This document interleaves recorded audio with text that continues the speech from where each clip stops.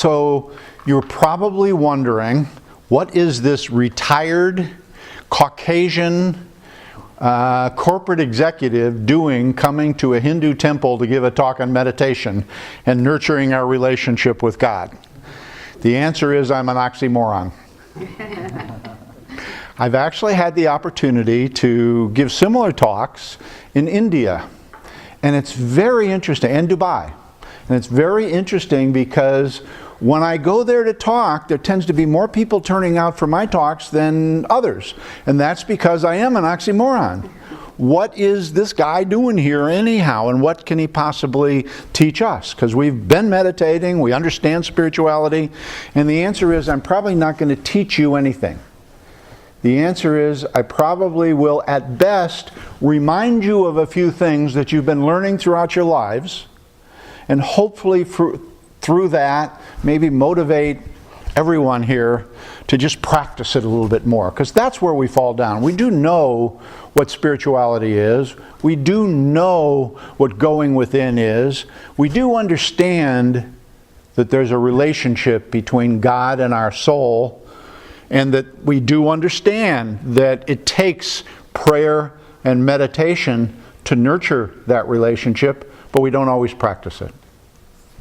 So I'm going to be encouraging by reminding that there's certain things we need to do, and then we'll actually practice it together. I'm going to try and arrange for us to have at least one. If we have the time, we'll do 2 sittings, 2 meditation sittings, so we get a chance to practice it. The last thing I want to say before I jump into the workshop. You notice I didn't call it a talk, because I want to make this interactive and talk with you rather than at you. Okay?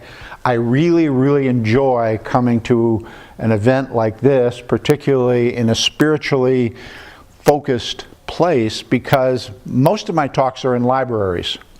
And in most of my talks, I'm not even allowed to use the word God.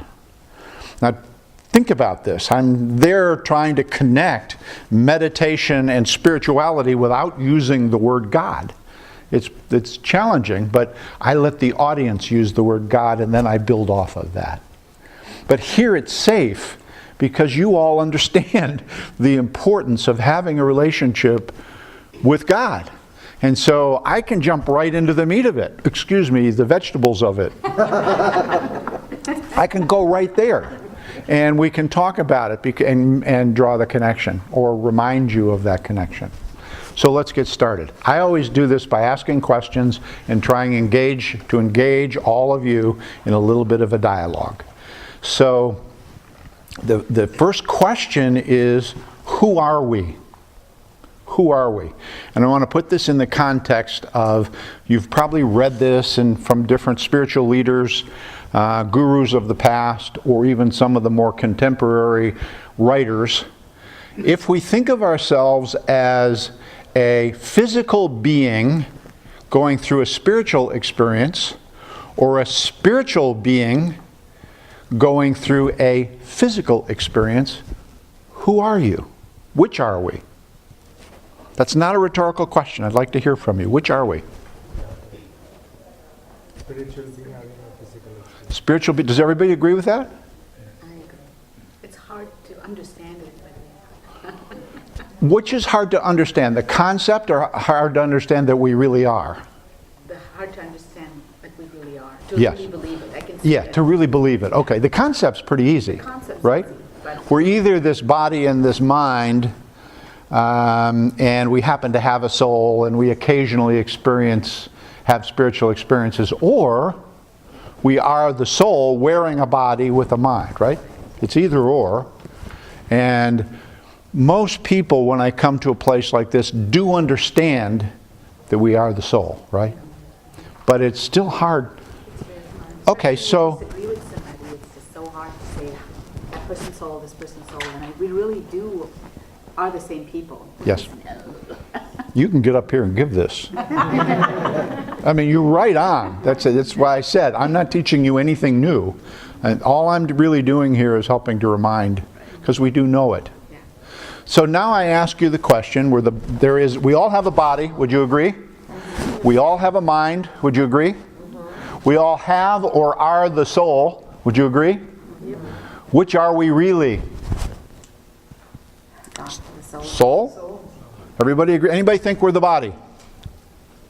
Everybody agree we have a body? Anybody think we are the mind? No. But we have a mind. Yes. But we are the soul. Yes.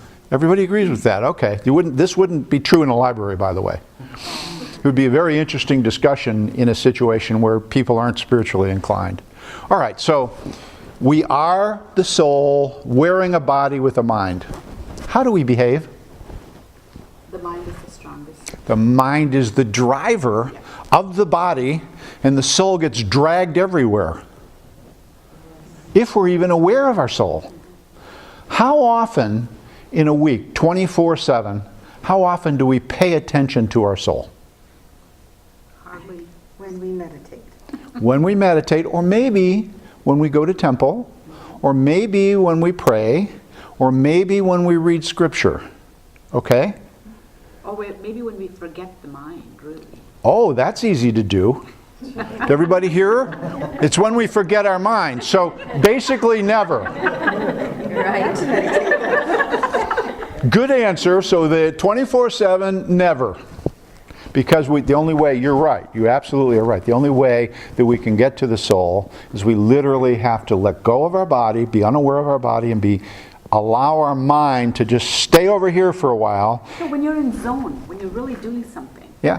it could be building, a temple. You can be building blocks. But if you're in zone, I feel like that's when you're connecting. Yeah. Yes. Okay. So, but you've let go of your mind. I've That's let what go it of is. my mind, Yeah. or when I'm running, say, or something. Okay. So how easy is it to let go of the mind? It isn't easy. Why? Why don't we let go of the mind?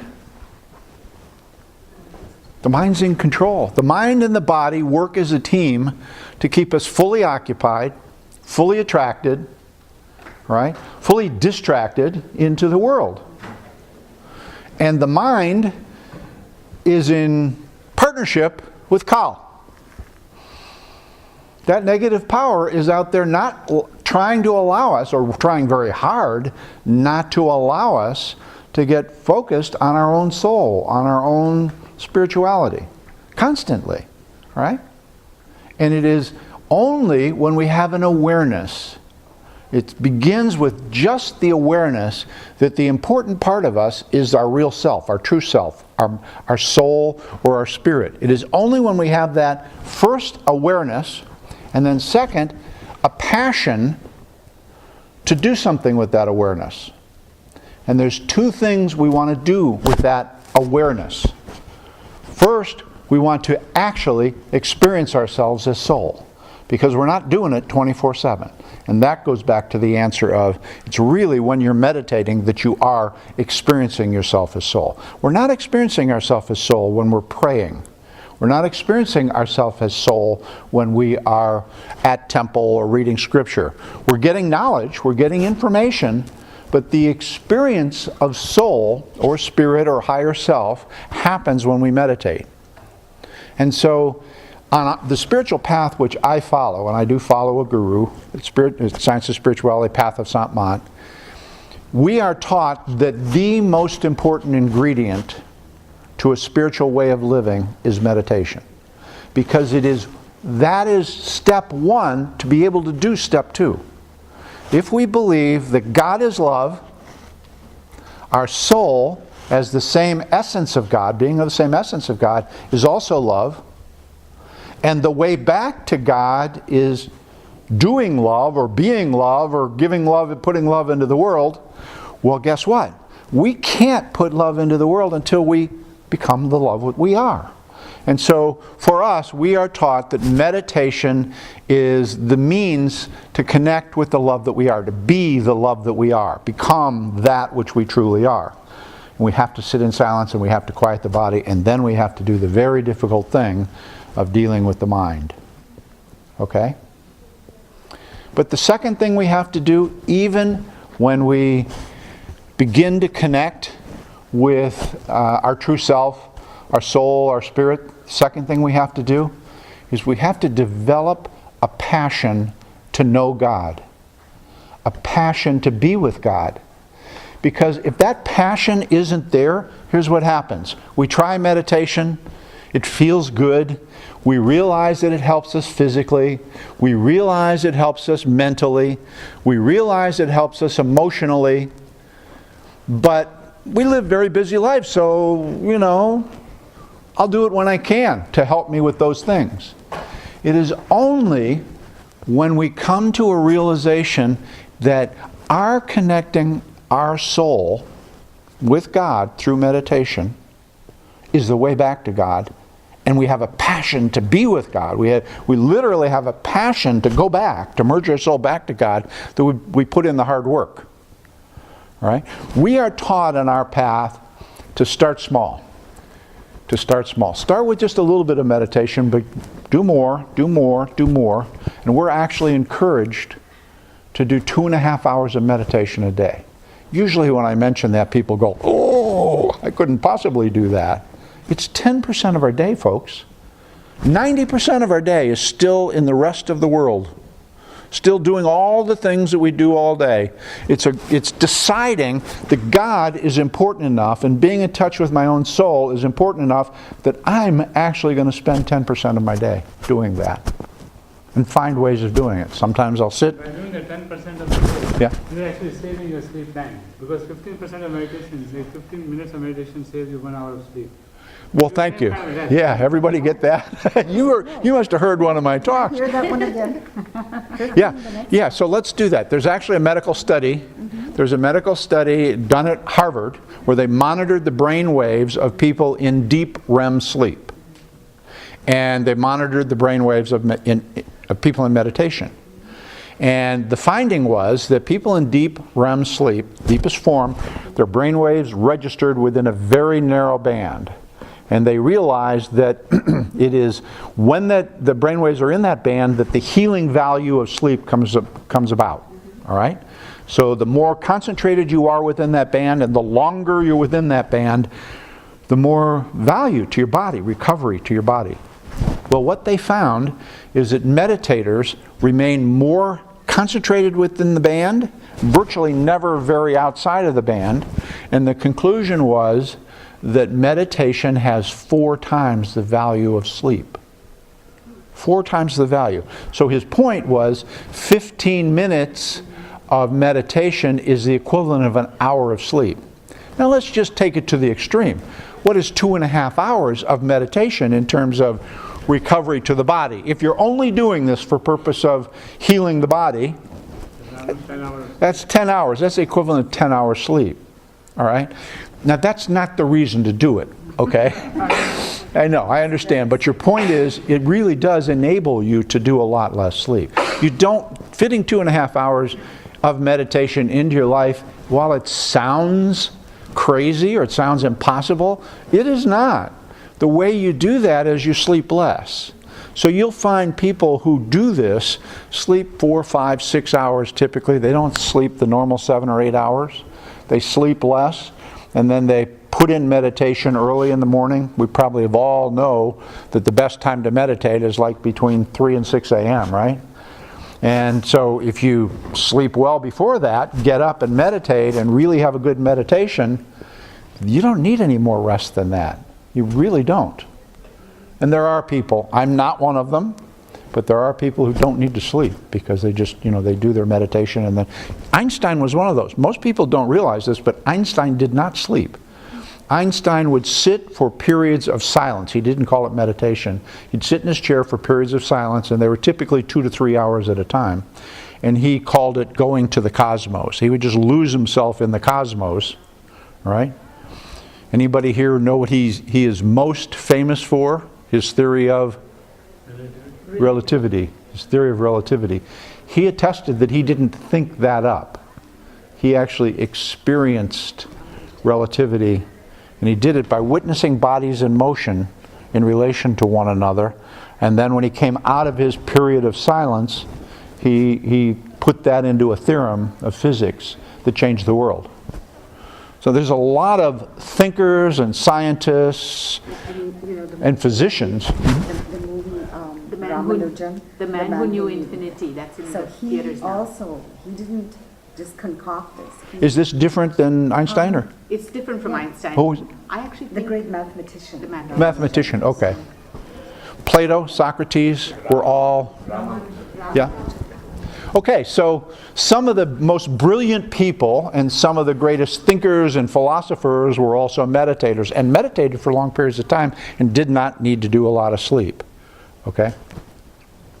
So all I'm suggesting is that we can't get there without a passion to know God and without a passion to experience ourselves as soul. That's the first ingredient, okay? Once we have that and we actually begin to sit, what happens? What is it that we actually experience?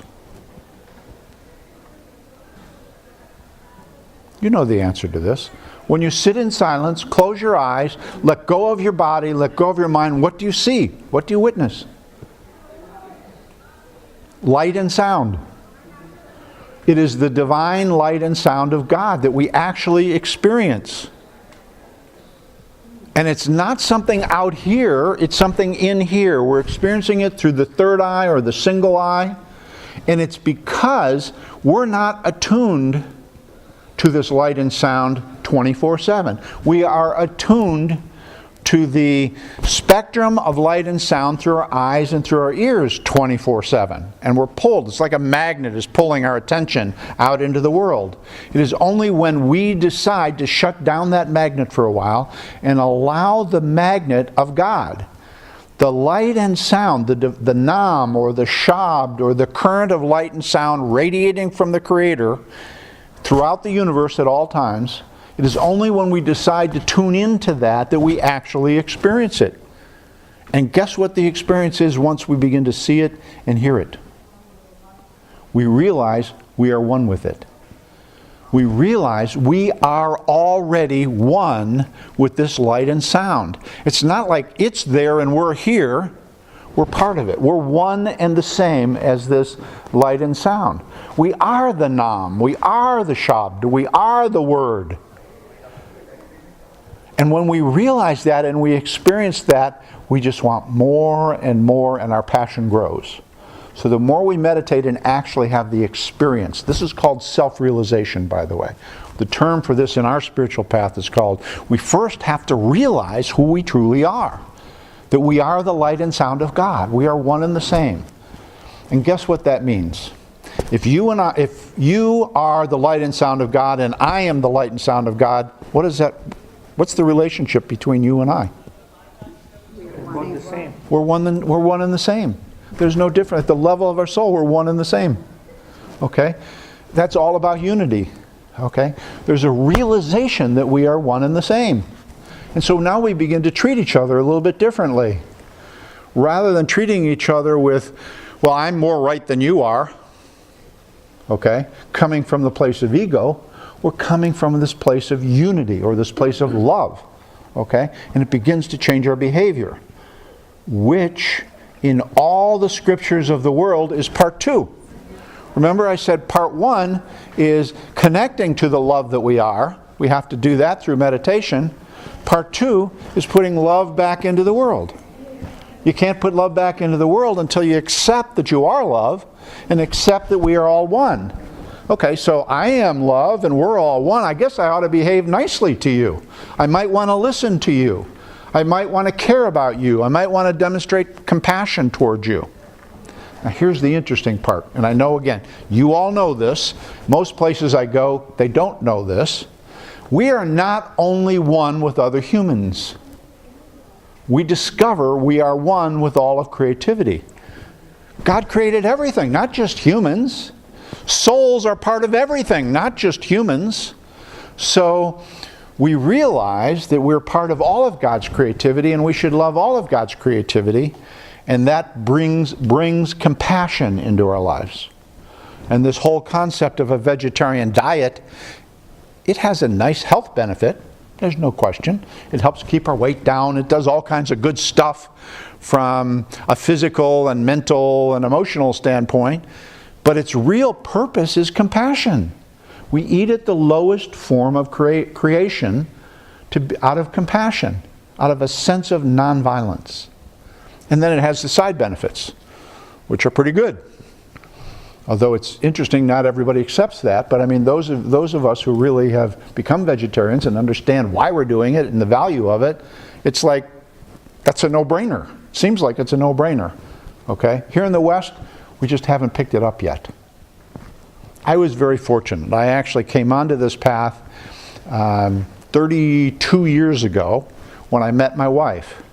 And I was meditating using other forms of meditation, and I was doing it to deal with stress. I was a corporate executive in a pretty high-pressure job, and I first started meditating to deal with stress. And I played with various forms of meditation. This was in the 70s. Do you know the musical group that was very popular in the 70s that had been to India and came back here? Who was that? The Beatles. Yeah. So I tried their form of meditation. And then I met my wife. It was 1983 actually when I met her, and she introduced me to this form of meditation. And we call it third eye meditation or single eye meditation or jyoti meditation. Jyoti. Now, I tried that and I found it easier to do and more helpful, and I started meditating for the right reason, which was to connect to the light within and to begin to experience myself as soul. It still had the benefits of, dealing with stress and keeping me calm and helping me be more focused and all the things that most people meditate for. It still had all those benefits, but where I was going was the absolute most peaceful place I could go, which was within. And so I started meditating using that form, and 2 years later I took initiation into the spiritual path which I now follow, and I was actually given a more concentrated form of meditation called Shabd meditation, used on the divine light and sound, the Nam or the Shabd. And so literally in that process had my inner eye opened and my inner ear opened and began to make more progress than I could on my own. And the realization I had was I wasn't making much progress on my own. I was I was able to do some, but life is pretty attracting. And I can tell you, as a corporate executive, I was exposed to a lot of life. All right, so I was pulled every which way. And once I took a master, a guru, a spiritual teacher, who began to serve as my guide and my protector and my helper and the person whom I got all my information, but also whose love was so great that it was like a magnet. I just wanted to be with him every minute that I could. It changed who I was, okay? And it enabled me to go to places. Well, hello and welcome. Hello. I'm going to let you all come in and get seated. Are you coming for the meditation class? Or? Well, we have a few minutes to lunch, but we wanted to hear a little bit of the class. So we hope we didn't disrupt what we disrupted more than we had intended to. So They're here for a temple tour. Okay. that finished. Yeah, And so we wanted to hear a little bit of your talk. Sure, please. If you allow. Okay. So let me catch you up real quickly. Okay, thank you. Going to try and sit, all right? While you're being seated, I'll catch you up, all right? I need to tell you before we go any further, you're in a Hindu temple and this is a spiritual talk. Okay, we are talking about meditation, but we're connecting it to a spiritual way of life. Lots of people first start meditating, particularly we here in the West, start meditating because we realize that it can be beneficial to us in terms of dealing with stress, in terms of our health, in terms of our productivity, whether that's in school, studying, or at work, or in our homes. It has lots of value. But what we've been just talking about is that secondary value. The real value of meditation is connecting to our true self. And our true self is not the body and the mind that we think it is. Our true self is our soul, or our spirit, or if that's troubling for you to think of it that way, it's your higher self. It is a part of us that is already connected with God. But we don't tend to go there. The world keeps us so occupied and so attracted and so attached to it that we don't spend any time with our own soul. All right? So the form, bless you, the form of meditation that we actually practice is one called third eye or single eye meditation. There's lots of forms of meditation. You can concentrate on your breathing, you can recite mantras, you can listen to external sounds. Okay, there's various ways of meditating, but the practice that we follow is one of sitting in silence, quieting the body, quieting the mind, and experiencing light. And as we experience that light, we are actually experiencing the divine light of God, the divine light of the Creator, which is one and the same as our soul. All right? So we're getting in touch with our soul. And I had asked the question of others, if you think about a typical day or typical week, how much of your time do you spend in contact with your soul? Be honest. We just don't. And that's because the world is so attractive, it keeps us out there. And our mind is in control of everything, right? And between our mind and our body, the senses in the body and the wants and needs of the mind, we're just out here all the time. So unless we consciously decide we want to be in contact with our soul, we won't. We won't. And so we have to decide we're going to spend a little time. And that's what meditation is. It is the conscious shift of attention away from the world and placing it at our own soul through the third or the single eye. Okay? Now what I'd like to do, since you guys can't be here all that long, is to actually give you a demonstration. So I'd like to practice meditation with you using this technique so you get a sense of it. All right? And then you can stay for the rest, or you can continue your tour of the temple, whatever you'd like to do. That work? Okay, this is a real simple method to explain. It's not necessarily simple in all aspects to do. All right? So the simple method is this. First we're going to quiet our body, and then we're going to quiet our mind. Which one do you think is easier? The body. Pretty easy. As a matter of fact, when you quiet your body here, you might fall asleep, especially if you've been up for a while and got up early. And all right. So quieting the body is not difficult. Quieting the mind is very difficult. All right. So I'm going to explain first the quieting of the mind, and then we'll come back to quieting the body. Okay. The truth is, you cannot quiet your mind. If you think you can, you're fooling yourself. The mind is always thinking. So you can't make your mind stop thinking. What we do instead is we give the mind a thought to think. All right? That's what a mantra is. A mantra is simply a thought that we think about as we're meditating. And because this is a spiritually focused meditation practice, we make it a spiritual thought, or what we call a higher thought. All right? For those who are in any way religious or in any way spiritual, make it a thought about God. Or if you're part of a religion and you had the founder of your religion, I grew up in the Catholic faith, so to me Jesus was the teacher. He was the spiritual master. So when I first got started, reciting as my mantra, Jesus is love, was a very comforting higher thought for me. Okay? You all need to pick whatever it is for you. Okay?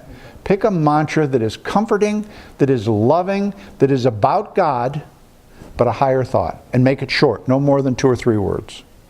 I'd like everybody right now to pick what you're going to use as your mantra, and then I'll give you the technique. Okay? Just decide. You don't have to tell me. Just decide what you're going to use. Okay. So, the other part of it is quieting your body. And this is real easy. What we're going to do is just sit in a comfortable position. I encourage that you sit as upright as you can, because what happens is the energy flows and you're less likely to fall asleep. Okay, so you just sit in a comfortable position, completely relax your body, including your face and your eyes. Close your eyes very gently. What you want to do now is just be aware of the darkness in front of your face. Don't try and use your physical eyes to experience that or be aware of it. just be aware that there is darkness 6 or 8 inches in front of your face. What you're being aware from, maybe we can keep those lights in one place. Thank you.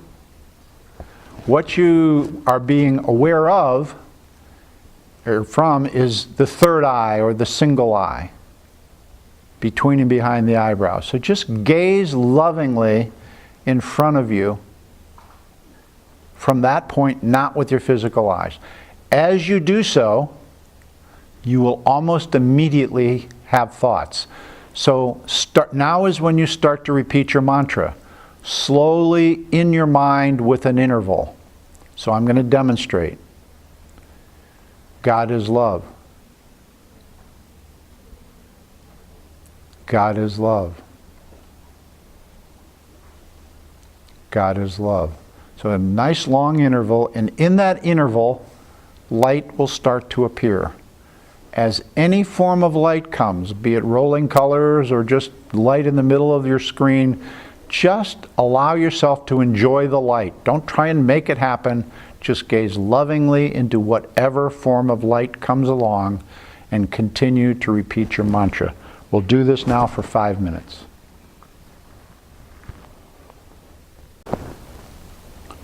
Please slowly and gently leave off. Please leave off and start to bring your attention into the room.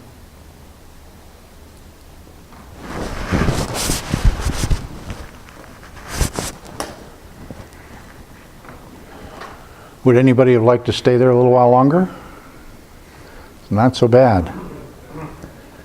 I normally ask at this point in time, how did that make you feel? Anybody want to volunteer how that made you feel? Besides a few people feeling sleepy? Any words you might use? Calm. Calm? Reassured. Peaceful? Surprised. Hmm? Surprised how my mind is darting all over the place. Ah, okay, we'll come back to that. Here's what I want you to take in. That really was only 5 minutes, and as little as 5 minutes, we really start to get to this place of calmness and peace and tranquility and love. And many of you probably even experience some form of light. Not everybody does, but many do, even in their very first sitting. And the longer you sit and the more frequently you sit, the more the light appears. And we come to a realization that that light is the divine light of the Creator, the divine light of God. And then we have a set, the more we do this, the more often and the longer we're able to sit, there's a realization that that divine light of God is my soul. I am one and the same with that. I am that. Anybody ever hear that prayer in your tradition? I am that. In the Hindi it's called Soham. Soham, right? I think it was St. Paul in the Christian tradition that said, discovered, I am that. What does that mean, I am that? What does that mean? I am one with all that is. I am one with all of God's creativity. If I am love, my soul is love, and you are love, what does that make us to each other? One and the same. So instead of my recognizing that we are probably, 50 or so years difference in age and who knows what else in terms of our difference, okay, I'm now focusing on our oneness. And I can be kinder, and I can be a better listener, and I can be more compassionate. And you perhaps can as well. And we begin to treat each other differently. So if you go to the teachings of the saints and mystics or prophets of all the religions of the world, their message is so simple, it's mind-boggling how simple it is. What they said was, go within and become the love that you are inside. Kingdom of God is within. The love of God is within. Go inside and become that. Experience it and realize that we are love. And then part 2 that they all said was what? Put love into the world. Give it back. The more you cannot give love until you become love. So become love and then do love. Put love into action. That's their whole message. Right? And we have all kinds of things built around that message, but their message was one of love. I do a lot of talks and workshops in libraries, and when there's a group this size, I always get people who've had near-death experiences. Anybody here ever hear of a near-death experience? Some? Basically, this is where people have died and left their body and gone to the other side, and they find themselves in the light. They describe it as the most warm and loving light they've ever experienced. And it's absolutely beautiful, and they don't want to leave it. Okay? But they're sent back. They have to come into the human bodies. Interestingly, there's over 30 million people who have reported these near-death experiences, and they all describe it the same way. Well, in these libraries where I give these talks, I ask, what was the main learning you got from that? What was it you learned from that experience? You know what their answer is? Every single one of them. The purpose of life is love. That's what they all say. We think it's all this other stuff. The purpose of life is love. We have to first become love. We have to put love into the world. As we do that, our consciousness is spiraling higher and higher and higher until eventually our soul merges with the Creator. And we are the Creator. We're back one with the Creator. And the way to do it is by living a life of love. So that's the core message.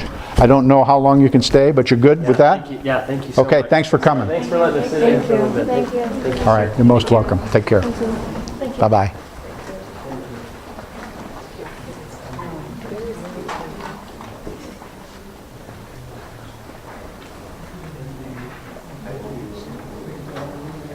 That was very nice. I liked how you switched gears and gave them what they I hope got something. I think so.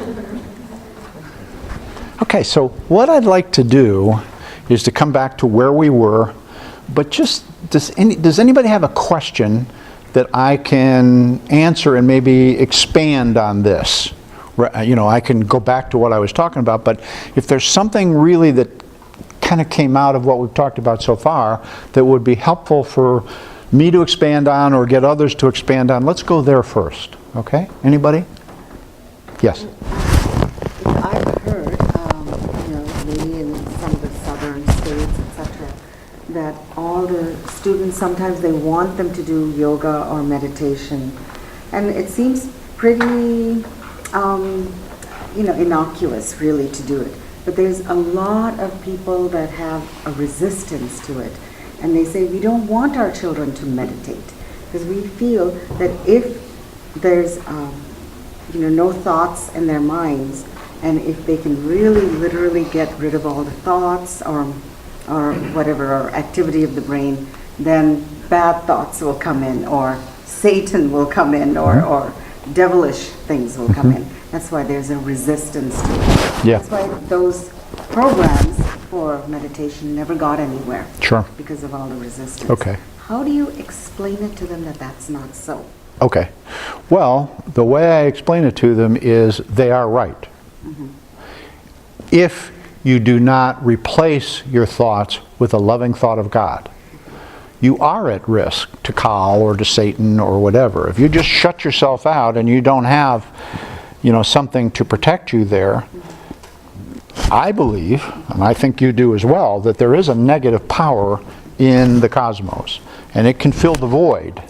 So what we really want to be doing is not getting rid of thoughts, but having higher thoughts, replacing it with loving thoughts and a thought of the Creator.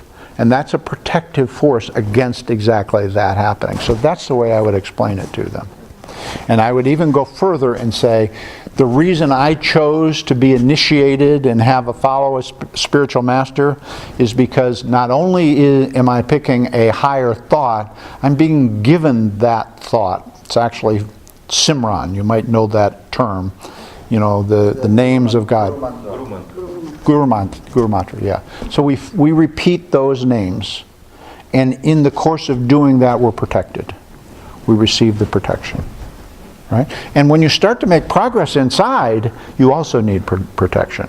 And you could also tell them, you can say, Jesus is love. Yes, absolutely. That's why I did that. I mean, for that group, for me to start talking about other things wouldn't have worked. But for that group, I think it was a Christian group. It appeared to me to be a Christian group that had come in, and I'm Christian by, my upbringing. I'm spiritual by my life, but I'm Christian by my upbringing, and those to me are not incongruous, they're perfectly congruous. But thank you for that question, it's a good one. Any more? Anything else? Just a statement about Einstein. I think he said he was meditating, Yeah. Did you know he's also a vegetarian? Yeah, that's what I was going to say. Yeah. And he was greatly influenced by Bhagavad Gita also. By? Bhagavad Gita. Oh, I did not know that part. Very interesting. Yeah. There was a recent letter to his granddaughter. Did you hear about this? I just read about it recently. A letter he wrote to his granddaughter that was, for some reason, suppressed for a long period of time. But it just came out, like within a few months ago. And his message to her was the purpose of life is love. That love is what operates the whole universe, the cosmos as he called it, and we have to get in touch with that love. He never called God God, by the way. He said there is a divine force that is unexplainable, but it is there. You cannot explain this creativity in any other way. It isn't possible for randomness to be this unique. Okay? It just isn't possible. So there was a creator. That was his conclusion, but he didn't want to go so far as to call it God. So they say that Einstein's God was Spinoza's God. Was? Spinoza's God. Spinoza's God was this universe. Oh, okay. So basically to Einstein it seems this universe was Yeah.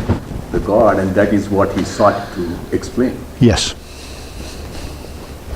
It was very interesting to me when I first started reading about him.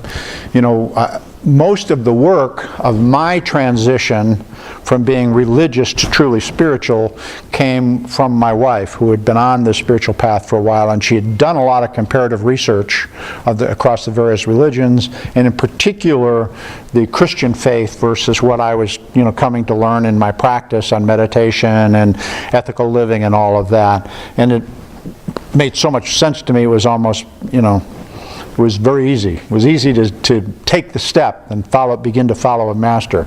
But I decided, because I'm pretty intellectual, I decided to start doing some reading on scientists and philosophers, and particularly those that seem to have a spiritual nature to them.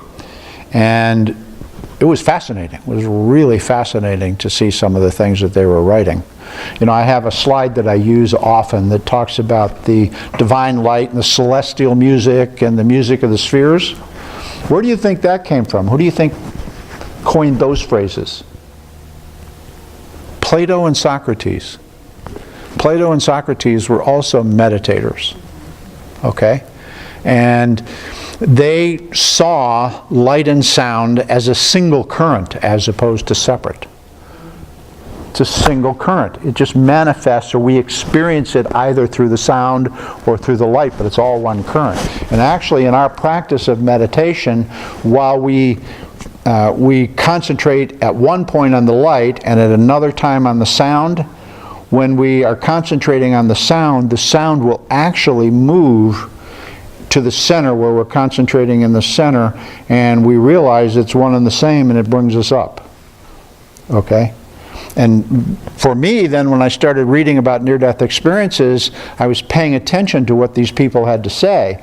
And they didn't just describe light. That's what's been written about, that they experienced this warm, loving, embracing light. But they all described it as a current of light and sound that they couldn't separate. It's a current of light and sound that is just so beautiful, they wanted to just be in it and ride with it. Well, that's the current that emanated from the Creator, from God. Okay? And it's the current that takes us back. We just have to decide we want to go back. We have to make that decision. And once we decide that, then we have to do the work. And the work is meditate, meditate, meditate, to be the love that we are, and then put love into the world. For us, that's seva. It's actually ethical living, which is nonviolence, compassion, it's purity of thought, word, and deed, it's truthfulness, it's humility, and it is seva. You all know what seva is, right? other places I have to explain what seva is, but I think here it's, yes, sir. Is it, in your view, from a practical standpoint, is it the main purpose of meditation to suggest that we are all connected? The main purpose of meditation is the realization that my soul and God are one and the same thing. And in the course of that, I discover the unity. Because if my soul and God are one and the same, and they are love, then I know that your soul and God are also love, and your soul and my soul are connected. But I would not start it there. I would say that it is the realization that God is love and I am love and we are one and the same. And to actually experience that. Where I'm going with this is that if that is the purpose, to suggest that we are all connected, Sure. to me it seems unnecessary to invoke the concept of God and meditation. I mean, this... Well, that's why I said it the way I did. See, we don't agree on that. Okay. Okay? What I would say to you is that it's hard for me to come to a realization that I am one with you unless I have a realization I am one with all that is. And that all that is, we can put a label on it and call it God. Okay? That all that is a vibration of love that is beyond description. And some call it God, and some call it Allah, and some call it the Creator. Okay? We can call it many different things, but it is a vibration of love that is beyond description. And the closest anybody comes to describing it is when they go through a near-death experience and it's something they've never experienced before. Our spiritual master says, how do you describe something like chocolate or the taste of chocolate to somebody who's never tasted it? You can't. So we put these labels on it, right? And so, yeah, I think in our society, we use terms like God and Allah and Waheguru and other terms, but it is a vibration of unconditional love that exists in creativity that is beyond anything we can explain. And we are one with that, and that's what makes me one with you. That's how I would explain it. Okay? Anybody? That's a great question. Thank you. Any more? Something that bugs me all the time is how do you interact with people that, that obviously every one of us is different in Sure. different intellectual and spiritual plane than us. How do you explain or react to conflict or accusations that maybe you're too preachy or not, not understanding, or the other way, where they feel holier than thou. So you have that sort of disconnect, and I Okay. think, is it our ego sort of that irritates us, that makes us mad, or if you really are in connection with God, and you really do let go and say, you believe what you believe, I know what I'm saying is true, but it also becomes, at least in our context, in our mandir context, because we're all trying to do good, we have a whole bunch of very egotistical people who are trying to do good, who think we're doing the right thing. So it makes for conflict resolution very difficult, even though all of us are supposedly meditating. Okay. So I do a lot of work on conflict resolution. As a matter of fact, my career was a large part around conflict resolution. I was Vice President of Human Resources, and I was dealing with conflict all the time. All right? And so the starting point for conflict resolution is getting at peace with yourself. Because whether you are facilitating resolution or you're part of the conflict, you can't do anything with it as long as your ego is engaged. You cannot change the other person's ego, it's going to be there, but you can do something about your ego. And the way you do something about your ego is you get in touch with your soul. I mean, I do a whole workshop on managing ego or managing conflict from a loving heart. And the basic premise is there's lots of techniques and approaches to deal with conflict. None of them work unless you're coming from a platform of love. You're coming from a platform of in touch with who you truly are and caring about the other person. if your attitude is one of they're wrong and I'm right, and my job here is to fix them or convince them, you're not going to go anywhere. But if you're coming from a place of we are all one, we are all one. Now they have a different point of view. I want to really understand it. Okay, so as you and I might have a different point of view, I wasn't arguing with you. I was just, okay? And that's true in any situation. Recognize where they are, be loving in the course of doing that, appreciate the difference. Don't get upset with the difference, appreciate the difference, and do what you can to try and bring people together. What I normally try and suggest to anybody who's in a conflict situation is spend at least 2 times as much as you do in the conflict on where you have agreement. Before you ever talk about the places where you disagree, just visit all the places that you agree. Yeah, and what you will find in any conflict situation is that there probably is 90% agreement on all kinds of things and only 10% disagreement. So now you realize, wow, we're really aligned, we just disagree on this stuff. All right, so now when we disagree on this stuff, why? Well, tell me a little bit more about why that's so important to you, or why you see things that way. Okay? And listen. Listen, by the way, there's 2 forms of listening. One form is called listening with attention, and the other form is called listening with intention. Guess which one is good, and guess which one is trying to overpower the other person. Intention is, I'm going to hear enough that I need to hear to convince you you're wrong and I'm right. All right? Listening with attention is, I really care about what you have to say, and I really want to see where we can reach some agreement here. It's very different. And you cannot listen with attention unless you're at that part of you that is love.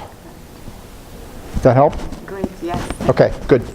I want to think about the time. It's 10 minutes till 12. Do we have time for another meditation, or should we break now? I think another meditation Yes, would be yes. great, because we're Okay. all meditators, so we'll have to do that. Good, so let's do it again. All right? And we'll do this one for 10 minutes, how about? All right? So everybody understands the technique, but I'll explain it real simply.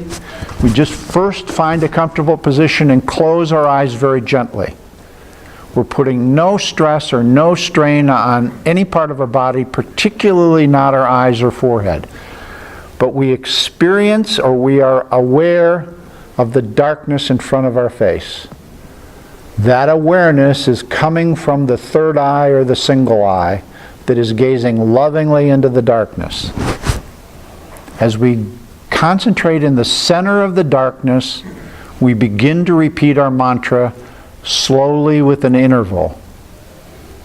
As any form of light comes along, we gaze lovingly into that light and just enjoy it, but keep repeating your mantra, because your mantra is what is going to help you ward off the other thoughts. We'll do this for 10 minutes.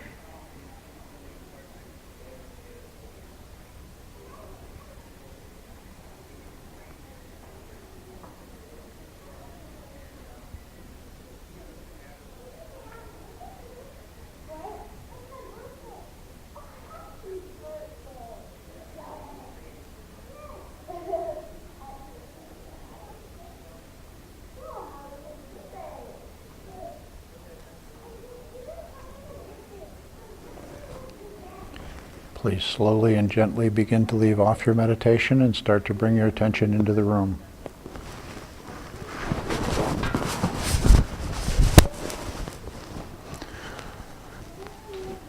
I'm going to leave you with this final thought, okay? I get asked a lot, what's the difference between prayer and meditation? And so I'm going to give you the answer that I've heard from my spiritual master. They are both on a spectrum of attention to God, okay? They're both on a spectrum of attention to God. Prayer is turning our attention to God. It is turning our attention because we either need something, or we need help, or we want to be thankful, or we just want to praise God, but it is talking to God. And it's very helpful and very important to do prayer. But recognize it is the turning of our attention. It is meditation where we connect with God, where we realize God and we become God. We become what we truly are, which is our soul, or higher self, or whatever label we put on it. But we become one with that vibration of love that we will call the Creator. Okay? So thank you very much.